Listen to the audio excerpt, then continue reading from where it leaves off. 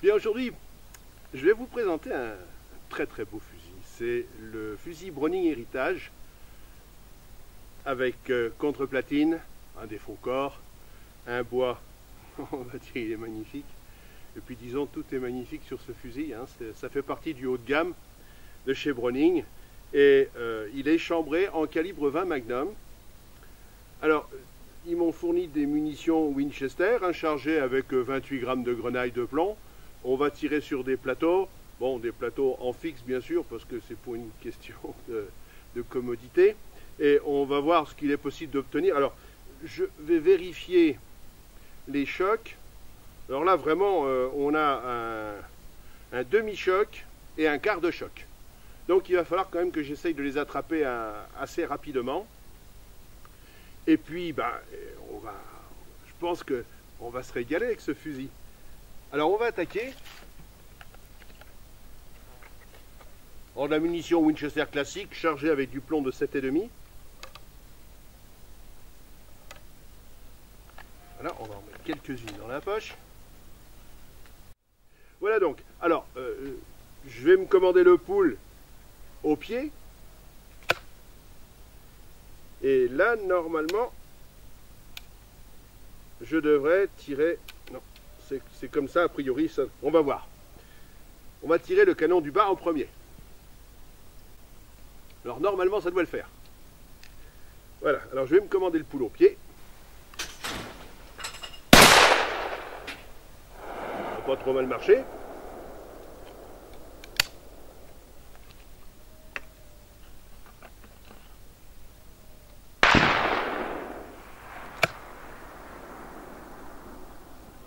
On va essayer un autre plateau.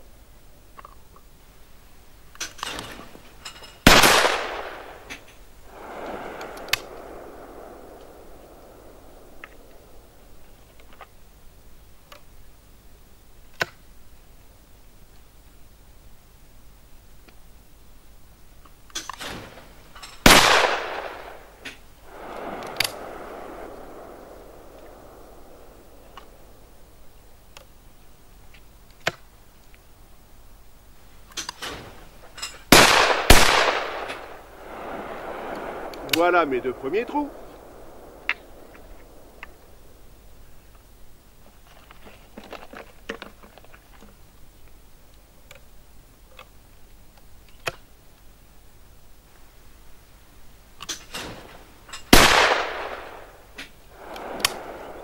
Alors c'est vrai que ce système de tir avec le pool au pied, bon, on a un temps de latence qui est un petit peu long. Ce qui fait que le plateau, pendant ce temps-là, il continue à filer. Ah, c'est pas si mal, hein. En plus, on est avec un quart de choc. Alors, ça fait un petit peu comme quand on est surpris par une pièce de gibier qui s'envole.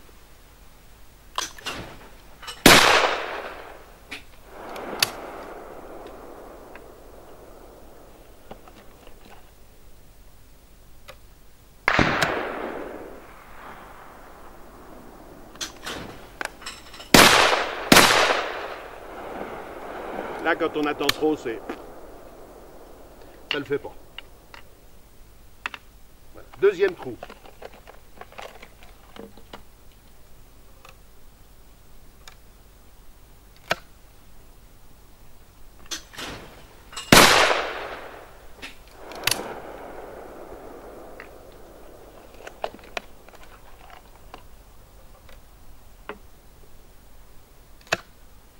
Alors on le voit, les manips, elles sont vraiment très agréables. La montée à l'épaule se fait instinctivement. Bon, ça raccroche pas. C'est le gros avantage qu'il y a avec ce système de plaque de couche. Bon, qui n'amortit pas, si on veut bien, pour les charges, les vraies charges Magnum chargées avec de la grenaille d'acier. Hein. Bon. Mais là, on est avec de la grenaille de plomb, donc ça pose pas de problème parce que le recul n'est pas très vif, hein, en fait. Bon, on le voit quand même, c'est super sympa. Hein, alors, on va essayer de continuer de faire quelques plateaux.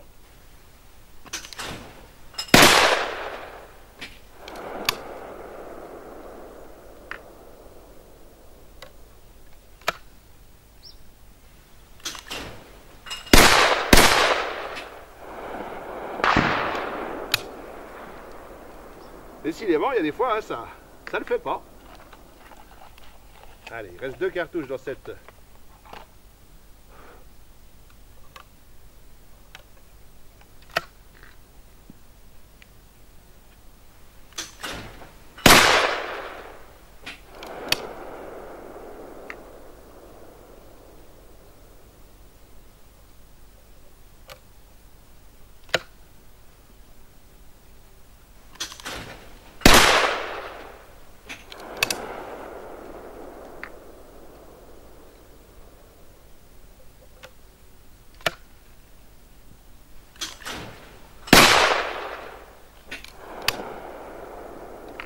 Alors voilà, ma position, c'est vrai, elle n'est pas académique. Hein,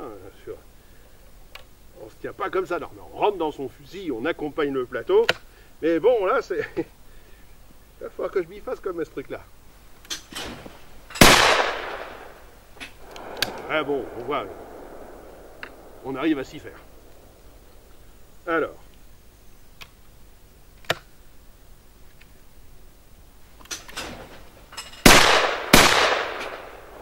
Voilà, ça, ce sont des erreurs de tir. Je suis complètement à gauche.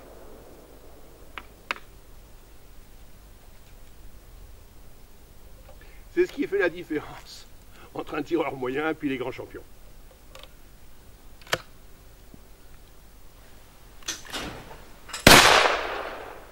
Voilà, il faut mieux couvrir.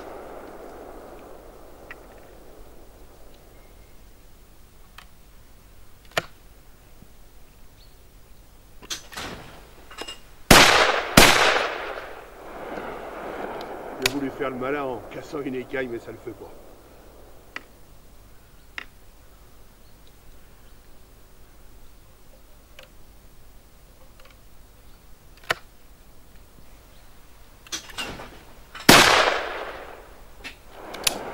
Et putain, on se calme.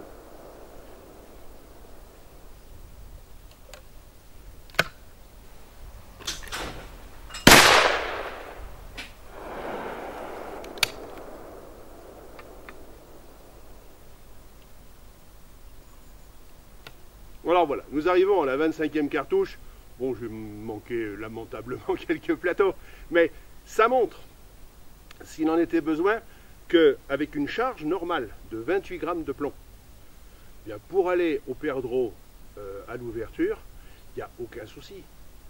En plus, on le voit, ça couvre bien, bon, ça casse correctement, ça casse pas, ça fait pas tout exploser.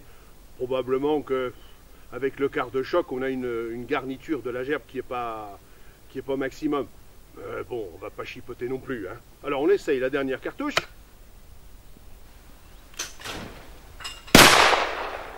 Et je l'ai manqué. Bon, c'est pas grave. On regardera un petit peu plus en détail ce fusil parce que je vous le démontrerai dans un autre lieu, de façon à ce qu'on voit un petit peu comment il est fait. Mais vous savez, bon, un Browning, hein, c'est intemporel comme fusil, c'est un fusil qui fera des générations. D'ailleurs, celui-là, il s'appelle Héritage, et c'est un... Je pense que ça peut être un bel héritage, parce que je crois qu'il avoisine les 7000 €. Alors, non seulement il est beau, mais en plus c'est quelque chose pour l'avenir. Un bon placement quelque part.